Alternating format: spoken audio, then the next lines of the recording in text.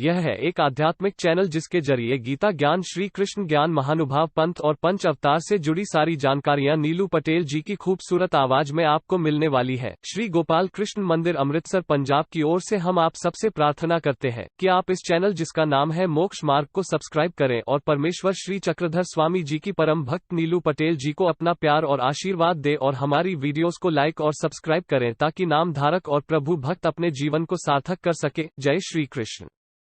श्री गोपाल कृष्ण महाराज की जय।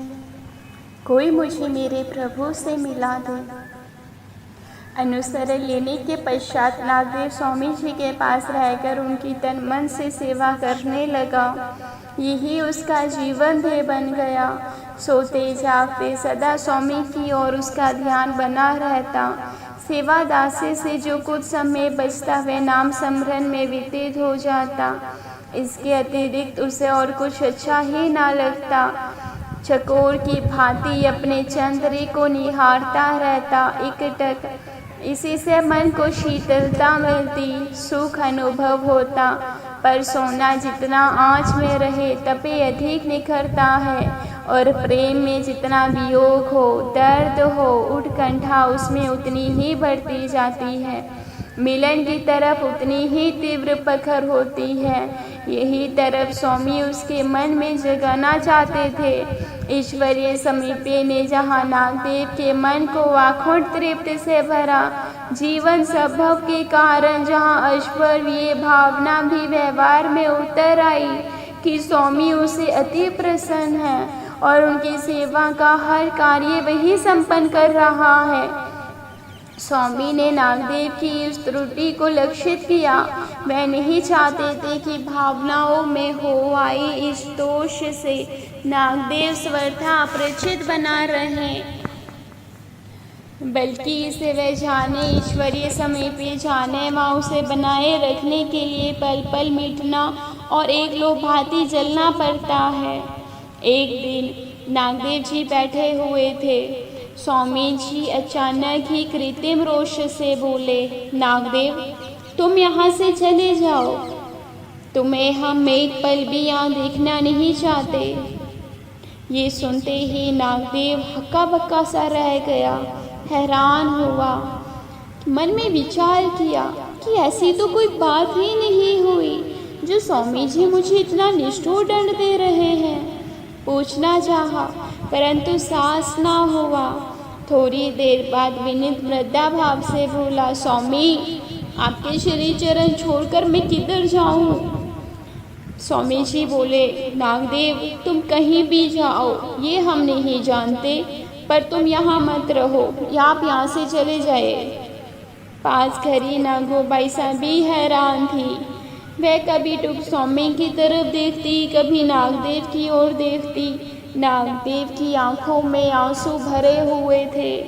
साहस संजो से बोली, स्वामी आप बेचारे नागदेव को यहाँ से क्यों भेज रहे हैं?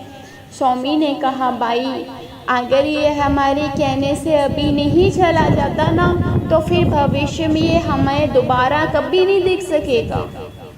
स्थिति की गंभीरता समझ गया नागदेव, पर उसने अपना मानसिक संतुलन ही खोने दिया। सोचने लगा अब किधर जाऊं? गृहस्थी के बंधनों में तो दोबारा कभी नहीं फंसूंगा। और रही गुरु दादोस के पास जाने की बात तो सवाल ही पैदा नहीं होता। वह तो ईश्वरीय ज्ञान से दूर देवता चक्र में धकेल देंगे मुझे। फिर क्यों ना रिद्धपुर की ओर चले जाऊं श्री प्रभु जी की शरण में। इससे ऐश्वर्य धन्य भी बनी रहेगी और स्वामी की आज्ञा का पालन भी हो जाएगा। यही विचार आते ही नागदेव बोल उठा, स्वामी मैं श्री प्रभु जी की शरण चला जाऊं? उसका ये समुचित निर्णय था, जिसे सुन स्वामी बहुत प्रसन्न हुए और कहने लगे, व्यवहार चतुर पुरुष की बुद्धि ही धार्मिक कार्यों में उचित निर्णय ले सकती है। हाँ ठीक है नागदेव, तुम श्री प्रभु जी के पास चले जाओ। फिर थोड़ा थम बोले, 1 मास बाद भले ही लौट आना। भरे हुए दिल से नागदेव ने तत्काल आवश्यक सामान बांधा, स्वामी को प्रणाम किया और सबसे विदा ने सीधा रिद्धपुर की ओर चल पड़ा। वहाँ पहुंचकर वह श्री प्रभु की सेवा करने लगा। उनकी विचित्र क्रियाएं देख हर्ष विभोर हो उठता, भिक्षा मांग भोजन करता और रात भैरवकुंजी मंदिर में प्रगन में जाकर सो रहता। इस प्रकार वे दिन कटने लगे, पर उसे लगता जैसे सब कुछ करके भी वह कुछ ना कर रहा हो। उसका ध्यान सतत स्वामी की ओर ही बना रहता। जो भी कार्य करता उसमें स्वामी की ही झलक नजर आती। वे याद आती ही उसकी नींद में ठेस उठती। रह रह कर सोचता, स्वामी इस समय क्या कर रहे होंगे? शायद भक्तजनों को अपनी अमृतवाणी सुना रहे हो या भोजन ग्रहण कर रहे हो। शायद भ्रमण पर होंगे। हाँ, कितने भाग्यशाली है ना वो भक्त जो इस समय स्वामी जी के दर्शनों का अनुभव आनंद प्राप्त कर रहे हैं। और मैं इधर अभागा हूँ जो उनकी छवि के लिए भी तरस रहा हूँ। जाने बिच्छू की ये घड़ी कब खत्म होगी। एक मन कहता है समय पूरा होने से पहले ही स्वामी जी के पास चला जाऊं, पहुंच क्षमा मांगू, श्री चरण में लौट क्षमा मांगे दीन बंधु। और परीक्षा मत लो इस दास की, अब नहीं सही जाती ये जुदाई। एक क्षण भी मैं तुमसे दूर नहीं रह सकता स्वामी। स्वामी ना मालूम कब ये प्राण पंखेरु उठ जाए और मेरी आत्मा आपके दर्शनों को तरस रही है नाथ। आपके बिना दिन आँखों की ज्योति भी क्षीण हो चली।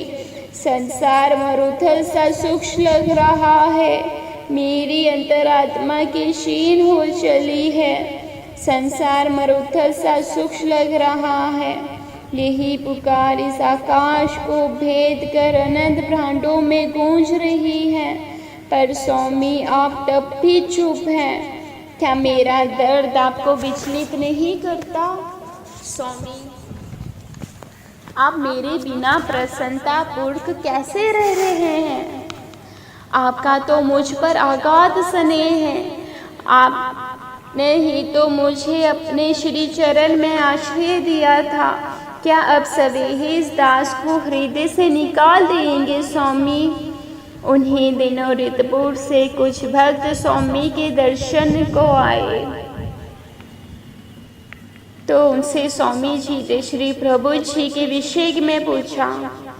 फिर कहा, हमारे नागदेव नाम का एक भक्त भी आज के रिद्धपुर में है, उसका क्या हाल है?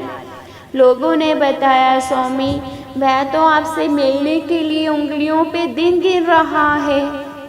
उनकी गंभीर हो बोले, रिद्धपुर पहुंचकर हमारा ही आदेश उसे सुना देना कि बिना बुलाए वे हमारे पास ना आए।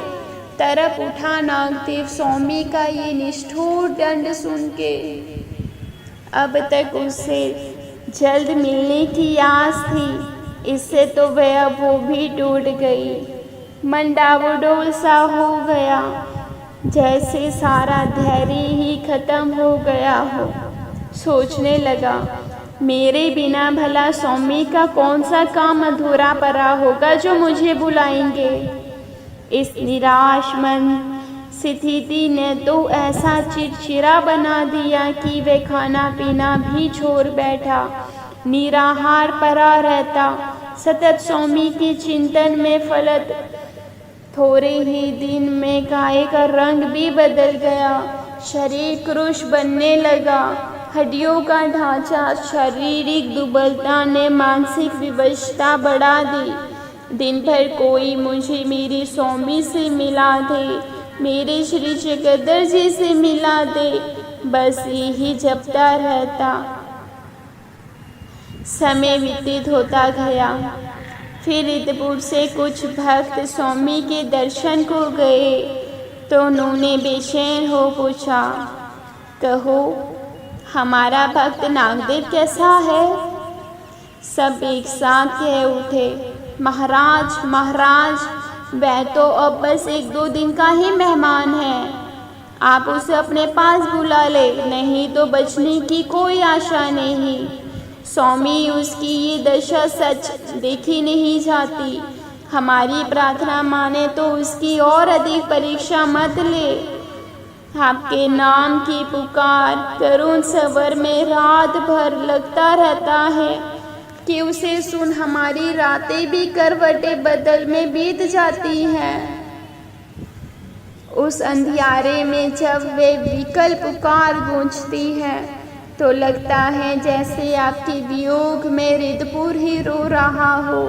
स्वामी, आपका वे परम भक्त वहाँ दम तोड़ रहा है, कृपा जल्दी करे, उसे कुछ हो ना जाए। हे वृत्तांत सुन। स्वामी समझ गए कि यदि नागदेव को एक दिन भी और अपने से दूर रखा तो वे प्राण त्याग सकता है। वे सभी ही उसकी अनुपस्थिति से रिवर्ता अनुभव कह रहे थे। उससे अपने अपार स्नेह था। उन्होंने कारणवश ही अपने से दूर रखा था नागदेव जी को। स्वामी जान गए कि नागदेव के मन में ये अहंता अब धुल चुकी है, प्राणदंड मौत मिल चुका है नागदेव को। प्रत्यक्ष में बोले, तुम लोग तुरंत जाओ और नागदेव से कहो कि इस पल ही हमारे पास चला आए, बिना कहीं रास्ते में रुके। शीघ्र उसे लौट आने के लिए कहो, अब ये हमारी आज्ञा है। हम भी उसे मिलने को उत्कंठित हो रहे हैं। स्वामी का ये संदेश सुनते ही नागदेव में मानो नवजीवन का संचार हो गया। कृष्ण शरीर में आत्मिक शक्ति लौट आई। हृदय मिलन सुख की कल्पना से इस तरह उत्साहित हो आया जैसे सागर में लहरें पूरे वेग से उमड़ रही हो, उठ उठ गिर रही हो। उसी समय श्री प्रभु के पास गया और उनसे चलने की आज्ञा ली, नमस्कार किया और शीघ्र ही सीधा गंगा तीर की ओर भाग उठा।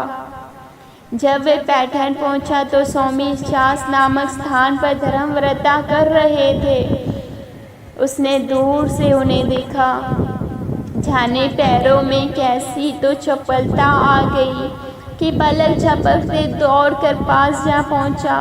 तमाम कपड़े अस्त व्यस्त होकर बदन पर झुलक रहे थे। पांव नंगे धूल से परे थे। सांस भी घोंघनी सी चल रही थी। तन बदन की कोई भी तो धूसुद नहीं बची।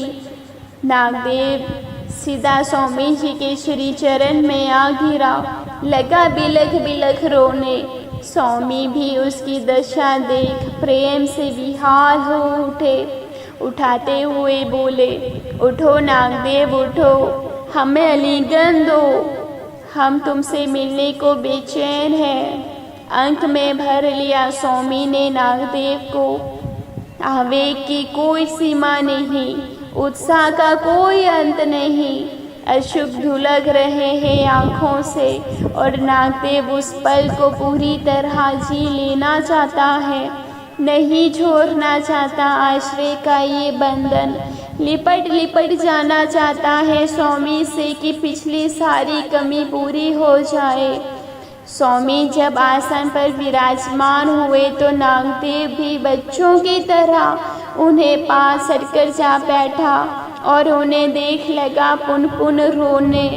उसकी पीठ पर हाथ फेरकर स्वामी जी सांत्वना देते बोले, शांत हो जाओ भक्त, शांत हो जाओ, रो मत। अब हम तुम्हें कभी भी अपने से दूर नहीं करेंगे, कभी भी हम तुम्हें अपने से जुदा नहीं करेंगे।